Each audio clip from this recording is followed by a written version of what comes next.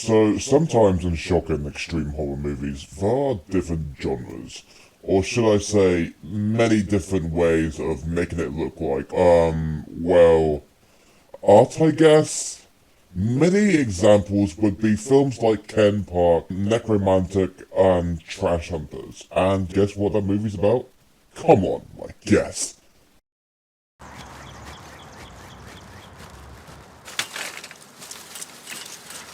It's literally a bunch of inbred retards who escaped from special school, hunting trash, and doing stupid shit throughout the entire movie. But yet again, this is a sexy movie anyway.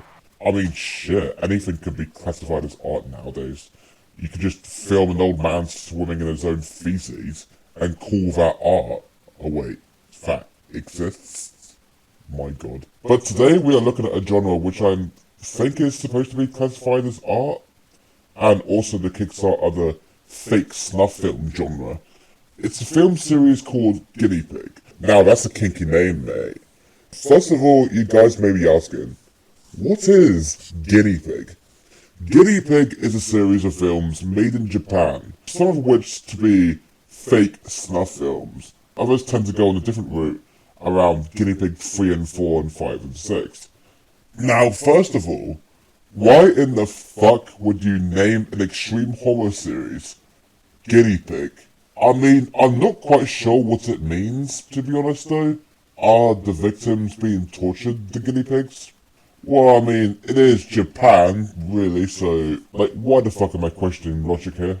I mean, there are around 6 to 7 films in the series that are made during the mid to late 80s. Normally when it comes to these types of films, there's a majority of people that would actually enjoy it as an art form, despite how low and tedious it can be. Others normally can get bored of the shit and just call it shocking for the sake of it.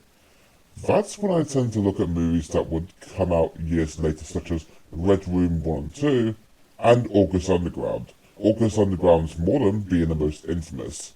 When it comes to these types of found footage type movies, I have mixed feelings about them. After Blair Witch Project, underground horror director Fred Vogel, who worked on the blood and gore effects for Murders at Pieces, also directed the August Underground series. And to be honest, the August Underground trilogy is a huge pile of wank. I mean, it's nothing but boring shaky cam crap, with nothing going on other than just a couple screaming throughout the entire fucking movie, and just limiting their vocabulary to fuck and piss and shit, whilst repeating these words in every scene.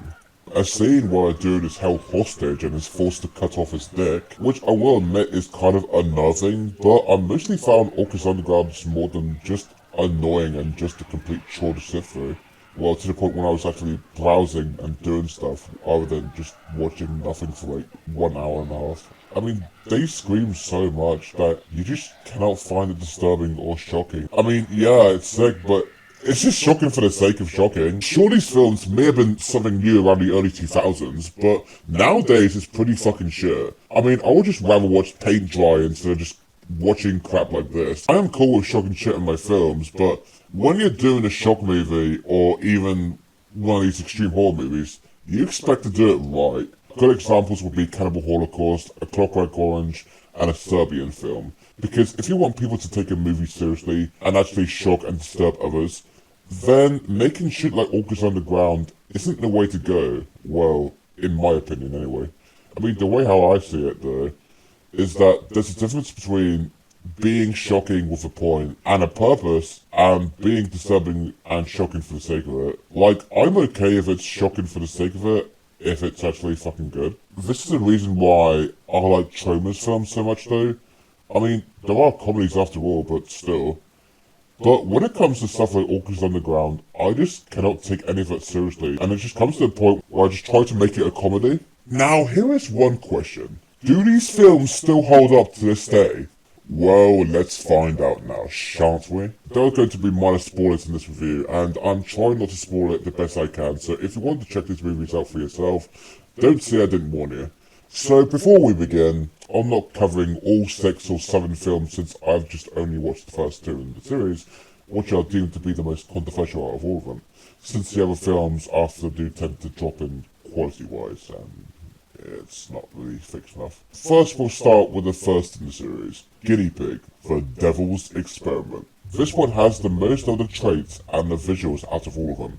Since by quality of the shots, it makes you feel like you're actually watching a real Snuff film. Because what makes this one stand out is the work of the special effects. I mean, some torture techniques are a bit tedious, sure, like the one when they're just throwing flesh onto her and spinning her around on a chair until she pukes.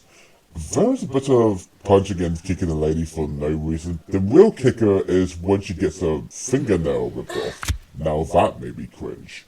Or possibly around the ending where a needle was pierced through the side of her eyeball. Now that is what made me unnerved throughout the film, because this one scene does a pretty good job at making it look realistic to the point that it's just painful to watch. Ouch.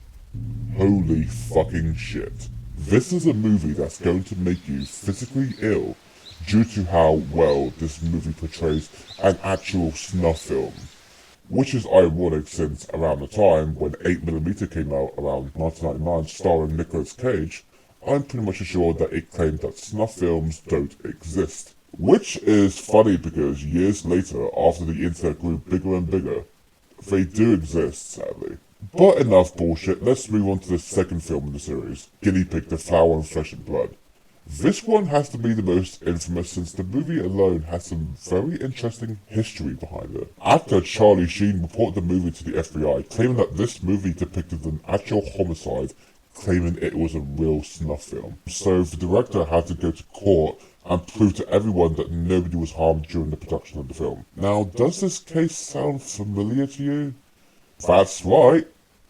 The director of Cannibal Holocaust actually gone through a similar case after showing an impaled tribesman, which was claimed to be a real Snuff film. And basically, most of it was done in special effects. And the special effect was so good, it actually looked like an actual impaled person. Again, Italian director Ruggero Deodato had to prove that nobody was harmed during the making of the movie. Although animals were actually killed and dismembered on camera, which people still criticize them to this day. Really unnerving and sick if you're an animal lover. Although, let's talk about the movie itself. Flower and Flesh and Blood. Flower and Flesh and Blood clearly shows how the series went downhill. Very slowly. As a girl gets captured and drugged by some samurai dude, the drug she's injected with makes sure that she cannot feel pain. Oh boy, oh man. So the samurai dismembers her throughout the entire movie. Yeah, hi. Like, how do I get easy abortions again? I mean, the coat hanger through the head didn't do shit. Who can I get to possibly give a proper abortion with a katana? Hire a samurai. Great! Thanks, Doctor. Now, this one I have mixed feelings about, since most of the special effects in this don't look all that great for the most part. I mean, the part when the samurai cuts off the chicken's head looked like fucking shit, since it just looks like ketchup spurting out of his knuckle. But the part when the woman is being dismembered just sounds like you're cutting open a turkey. Let alone looks like you're cutting open a natural turkey than an actual human. Funny, since I do question why Charlie Sheen actually thought what he was seeing was an actual Snuff film.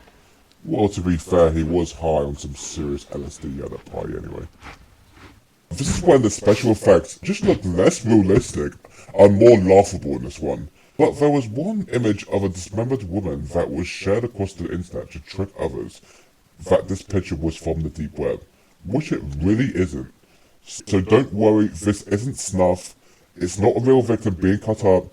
Just a reminder that this is a fake body from the movie Guinea Pig, Flower and Flesh and Blood. So far, I really have nothing else to say about it other than it's okay, I guess. I mean, I wouldn't say it's better than the first, but at least it doesn't waste time and then actually gets on with it. So that's pretty much two of the controversial short films in the series.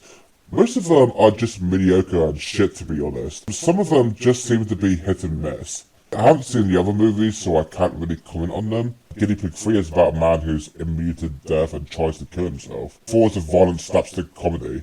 5 has the name parody of Android of Notre Dame, and 6 being Mermaid in a Manhole, which is about sex with some mermaid or something.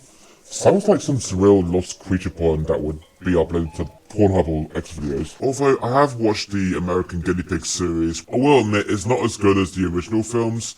I mean, first one was okay for an indie project, except the bullies looked like actual fucking mannequins instead of actual body parts. Second one was mostly done in some sort of artsy black and white style with a prisoner in one room being tortured by some guys, which I think it was some sort of improvement, but I would say it's getting there. Stephen Barrow, founder of Unearthed Films, is making a sequel to American Guinea Pig, featuring American indie actress Jessica Cameron, which was funded through an Indiegogo campaign. Which the director himself did message me about the whole Kickstarter campaign, which I was going to donate at first, but I was running low on cash around the time. Would I recommend these films? If you're really curious about watching these films and seeing how special effects are done and seeing nothing but a lot of gory shit throughout 95% of the films, then go ahead. If you want to see a disturbing movie with an actual plot and something that's a proper extreme horror film, then I wouldn't recommend it. I would have to give the Guinea Pig films 7.5 out of 10. Thanks for watching. This has been Chamber of Reavers, and I hope to see you fucking nerds in the near future. Bye, motherfuckers.